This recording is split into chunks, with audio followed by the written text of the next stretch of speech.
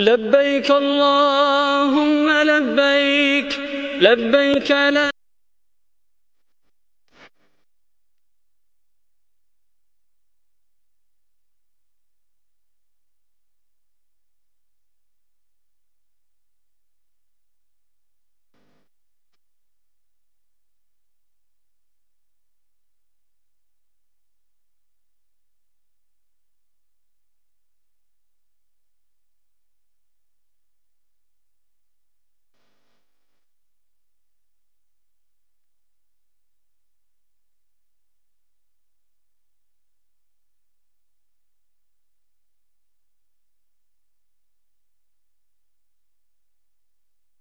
لبيك.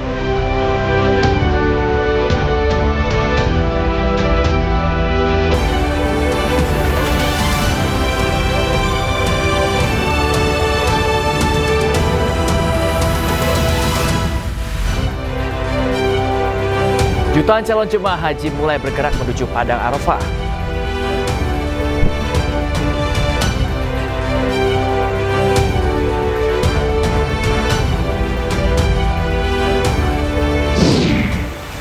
Jebolnya bendungan mengakibatkan banjir bandang dan merendam ratusan rumah warga di Kabupaten Pangandaran, Jawa Barat.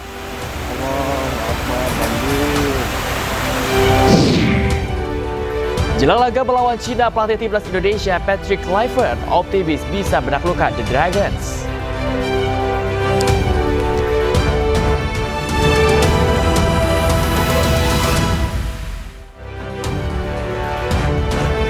Halo, selamat pagi pemirsa. Anda kembali di Anyus Pagi. Senang sekali saya Smelvania hadir untuk melengkapi informasi Anda pagi hari ini bersama rekan saya. Ya, saya Bayu Pradana pemirsa, dan benar sekali selain 3 berita utama tadi, sejumlah informasi menarik lainnya juga telah kami siapkan untuk Anda.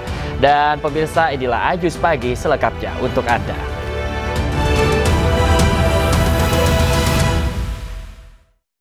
Labbaik Allahumma labbaik labbaik la syarika lak labbaik innal hamda wan ni'mata lak wal mulk la syarika lak.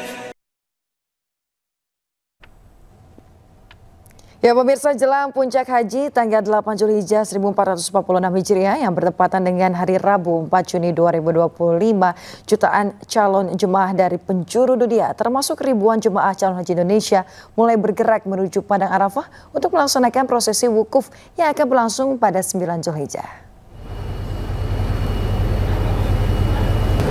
Sejak pagi waktu Arab Saudi, jemaah telah mempersiapkan diri dari hotelnya masing-masing. Keberangkatan jemaah sendiri menuju ke Arafah ini berbasis syarikah, markas, dan hotel.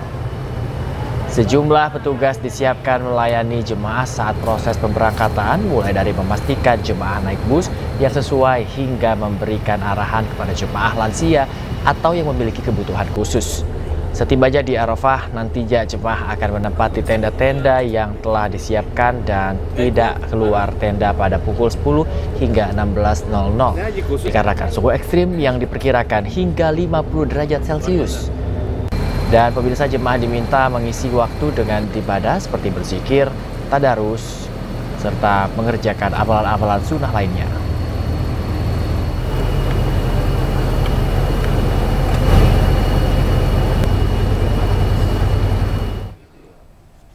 Jutaan umat muslim telah tiba di Arafah untuk melaksanakan ibadah wukuf. Dan berikut pemirsa laporan reporter Ramdhani dari Arafah, Mekah, Arab Saudi.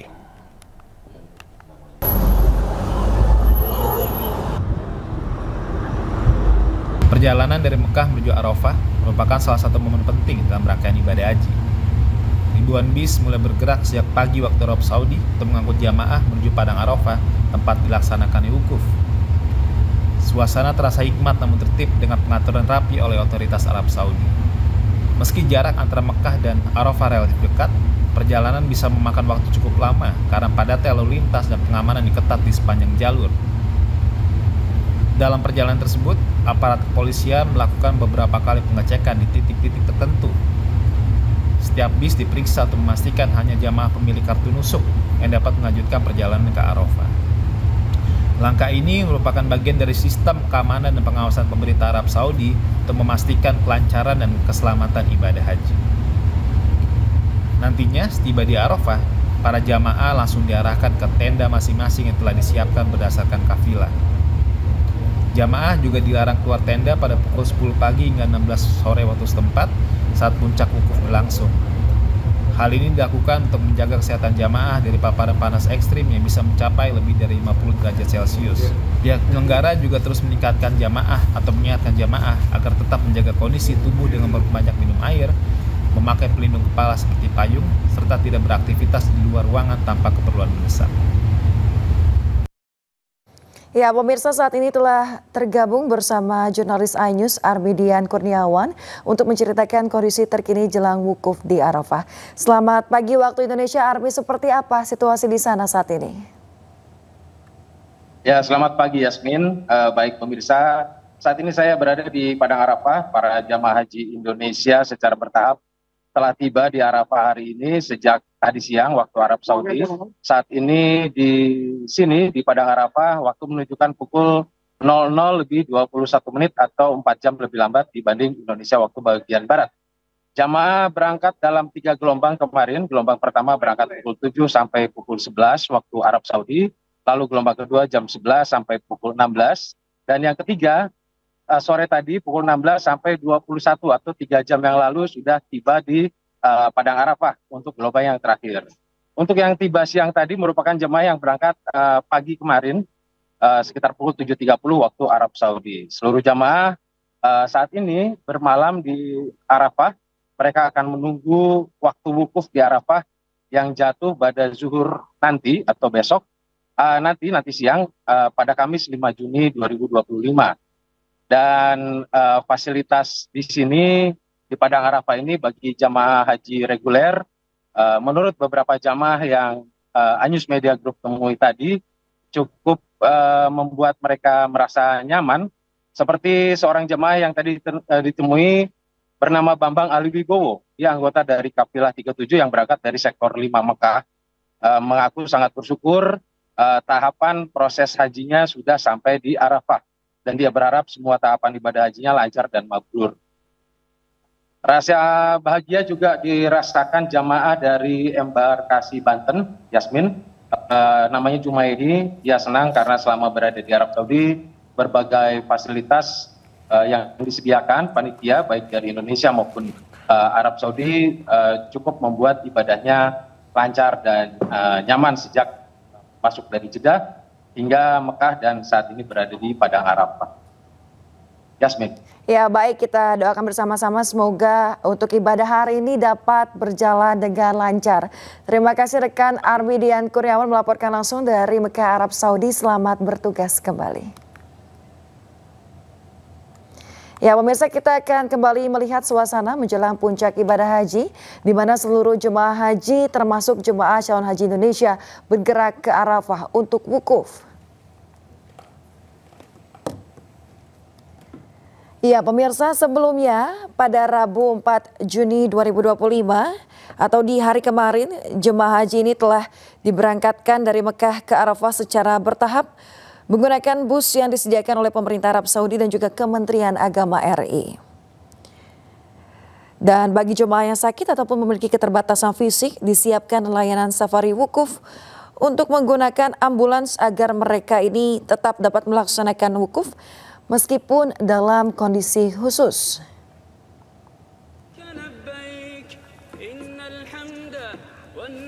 Ya, adapun kedatangan para jemaah ini dilakukan secara bertahap. Tadi berdasarkan keterangan dari jurnalis iNews, Armidian berada di Arafah. Memang untuk fasilitas di sana pun disediakan dengan lengkap sehingga diharapkan dapat memudahkan para jemaah dalam melaksanakan ibadah di puncak haji ini.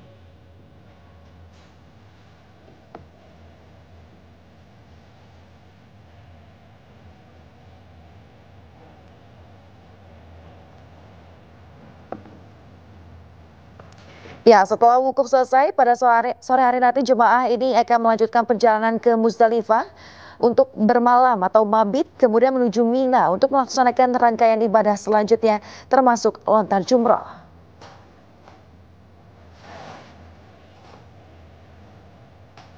Pemirsa, terkait dengan wukuf di Arafah ini adalah salah satu rukun haji yang paling utama. Adapun wukuf secara harfiah berarti berhenti atau berdiam diri. Terkait dengan lokasi Padang Arafah ini kurang lebih sekitar 20 km dari Mekah.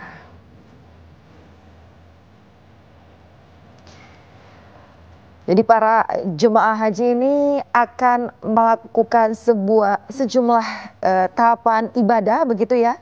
Selama berada di Arafah, para jemaah ini akan mendengarkan khutbah wukuf, kemudian sholat zuhur dan asar dijamak dan diqashar, kemudian berdoa, berzikir dan juga beristighfar sebanyak-banyaknya, memohon ampunan dan rahmat dari Allah Subhanahu wa taala.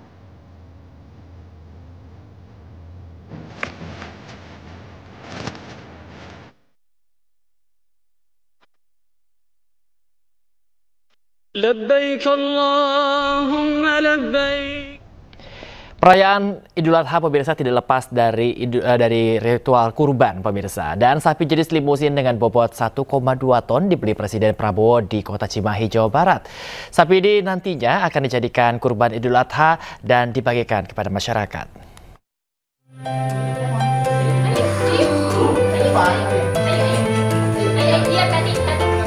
Inilah Dongdong, sapi besar jenis limusin yang telah resmi dibeli oleh Presiden Prabowo Subianto untuk Idul Adha Jumat mendatang.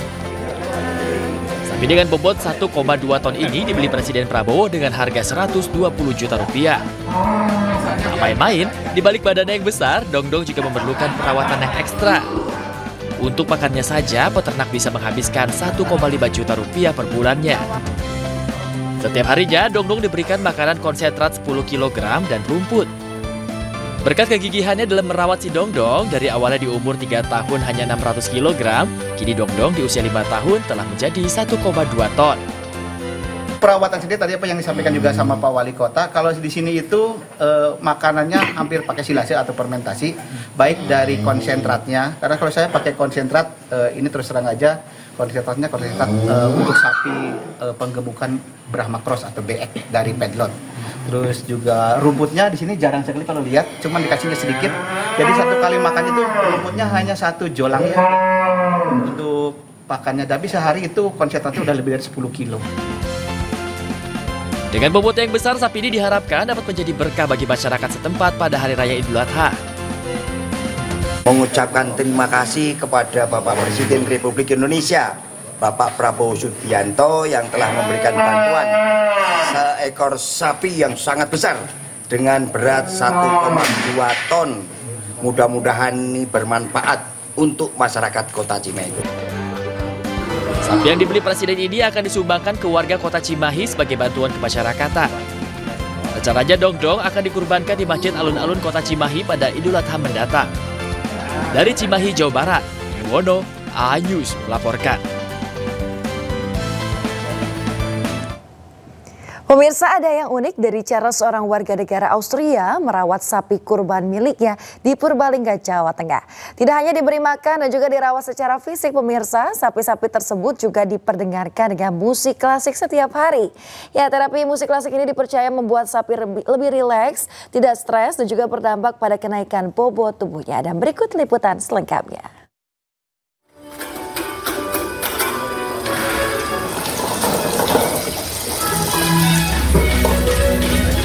Beginilah suasana di peternakan sapi milik seorang bule asal Australia, Jus van Bennekom, di Desa Tanalum, Kecamatan Rembang, Purbalingga, Jawa Tengah.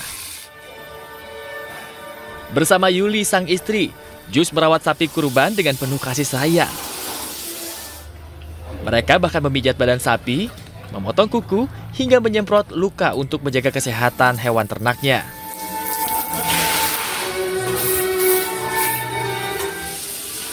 Yang uniknya nih, Jus dan Yuli menggunakan terapi musik klasik karya Mozart setiap hari untuk menenangkan sapi-sapinya. Menurut mereka, musik membuat sapi lebih rileks, mengurangi stres, dan berdampak kepada pertumbuhan berat badan sapi. Ada ini ya, manfaatnya tuh. bagi sapi-sapi itu untuk selalu didengarkan musik-musik? Iya, mereka itu lebih kalem dan mereka lebih santai, dan kalau sapi itu nggak stres karena kalem, dagingnya itu lebih enak. Gitu. Jadi intinya saya berusaha menyediakan kehidupan yang layak buat mereka, karena kan kita sudah mau mengorbankan dia gitu. Jadi setidaknya sebelum dikorbankan kita kasih kehidupan yang layak. Menjelang Idul Adha, seluruh sapi di Juice Farm ini sudah laku terjual. Terapi musik dan perawatan penuh cinta menjadi daya tarik tersendiri bagi para pembeli. Dari Purbalingga, Jawa Tengah, Catur Edi Purwanto, Ayus melaporkan. Labbaik Allahumma labbaik, labbaik la syarika laka labbaik, innal hamda wan ni'mata laka wal mulk la syarika lak. Pemirsa, banjir bandang yang diduga akibat jebolnya bendungan dam Kanduruan maksud KB di Desa Ciganjeng, Kecamatan Padaherang, Kabupaten Pangandaran, Jawa Barat mengakibatkan Sungai Ciganjeng meluap. Ratusan rumah warga tergenang dan sejumlah fasilitas umum rusak parah. Banjir.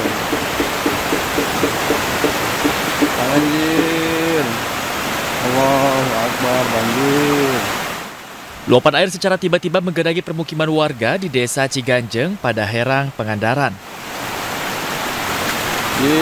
Banjir, ya Allah. Hujan deras yang terjadi di bagian hulu memicu jebolnya bendungan dam Kanduruan.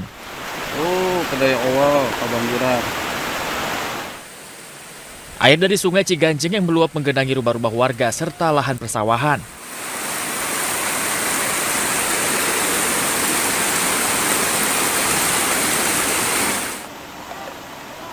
Selain itu, sejumlah jembatan penghubung antar dusun dilaporkan rusak berat, bahkan hanyut terbawa arus.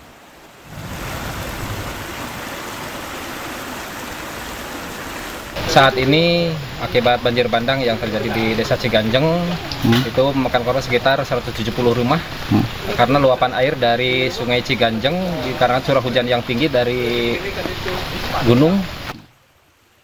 Sedikitnya 170 rumah di 3 dusun terdampak banjir. Sejumlah barang milik warga pun dilaporkan hanyut terbawa arus. Hingga saat ini aparatur desa masih melakukan pendataan dan evakuasi. Secara swadaya, warga juga berupaya membersihkan sampah dan lumpur yang menutupi akses jalan. Dari Pangandaran, Jawa Barat, Irfan Ramdiansyah, Ayus melaporkan. Kita ke informasi lain, pemirsa. Kecelakaan maut terjadi di ruas tol Pemalang Batang kilometer 320B pada Rabu malam. Kecelakaan melibatkan mobil dengan truk bermuatan tebu ini menewaskan 1 orang.